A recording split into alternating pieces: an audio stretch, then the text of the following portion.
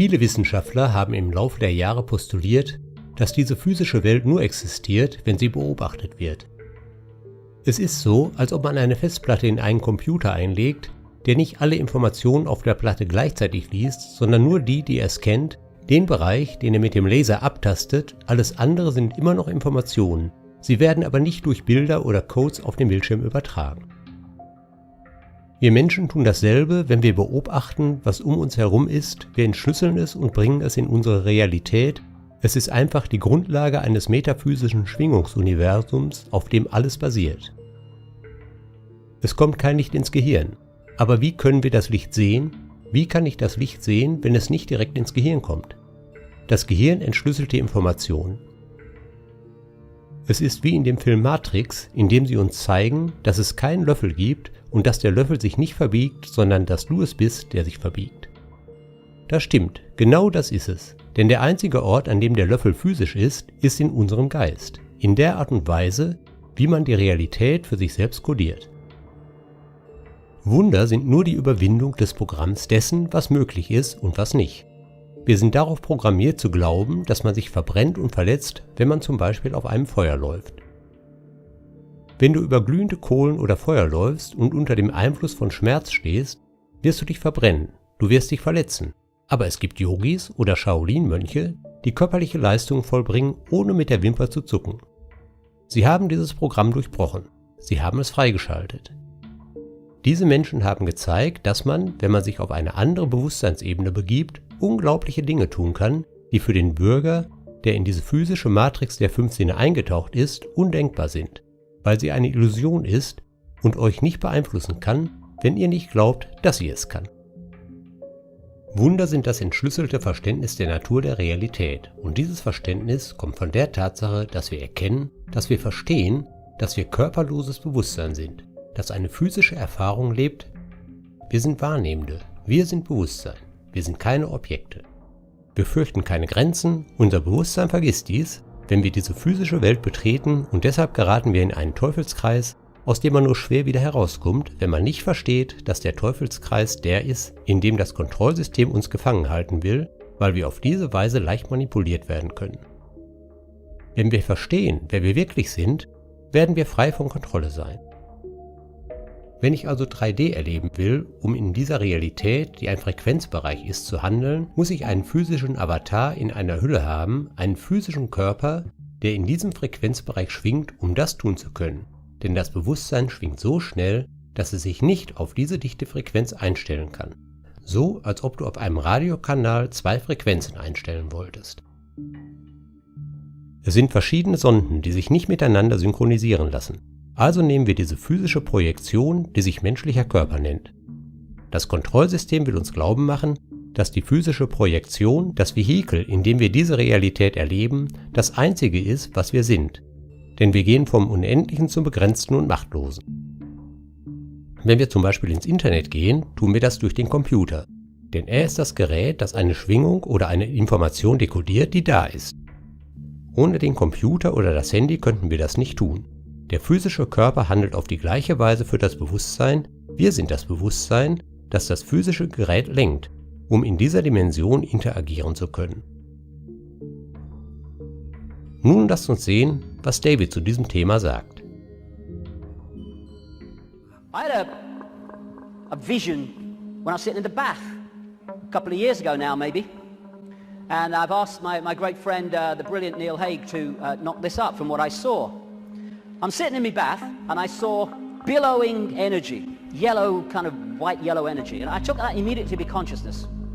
Then an eye appeared in the energy, the consciousness, and then a telescope appeared. At the end of the telescope was this reality, the Earth, the solar system, whatever. The last movement was for the telescope to morph into a human body. And that was so profound in the sense of that's how it works. And because of the limitations of this focus, we see ourselves, if we don't stay in contact with that, in very limited terms. Death is just putting the telescope down. Well, I've had enough of that. Earth's a shitty place. Hello, all right, I'm back. You never went away. The computer's here. We are observing through the computer. I want to make the difference, because this will go through the day, the difference between consciousness and what I call the mind. Everything is the same energy in the end, because it's just one unified awareness I call the infinite. But it takes different expressions. Consciousness is the ocean. All possibility, all that is, all awareness. And the mind is like a frozen, denser expression of that, and therefore has great limitations in terms of awareness and perception compared with that. And one of the reasons is to interact with this reality, which is much denser than consciousness, we have to have a denser conduit, which we call the mind-body. Therefore, it has to be more limited than consciousness itself. And mainstream science has sussed most of this, but doesn't realize it as, because all the disciplines don't talk to each other. When you connect the dots, you realize they've already established that this is an illusion. But that doesn't go down well, because it's too close to the truth. And how I experienced that state beyond this world, beyond vibration, was a stillness and silence. And that's what all possibility is. The stillness and the silence. There was a great line that voice said to me when it was explaining the nature of reality. It said, if it vibrates, it's illusion. If it vibrates, it's illusion, because our core level is stillness and silence. I experienced that. Amazing feeling. There are no negative emotions, there's no fear, there's no worry about not making the rent and all this stuff. They've all gone in that realm. That's where they want us, and that's where they've got so many people, the vast majority, in that state, in a false identity. The world looks so solid, I grant you, but it can't be. It can't be, even though it seems to be. And if you bang your head on the wall, again, like walking through the fire, believing you're going to get burned, bang, you'll bang your head. But it can't be, because the world is made up of atoms, and as quantum physicists have shown, atoms have no solidity. How can something which is basically empty space, the reason it appears to is because the information in the waveform metaphysical universe is decoded through into apparent solidity. Again, it's just the way we decode reality that gives it form. We take information from a disk, we put it on the screen, it seems to have time-space solidity. But it doesn't. It's just information being read, and that's exactly what's happening to us. The reason it appears solid and it appears three-dimensional is because we live in a holographic world.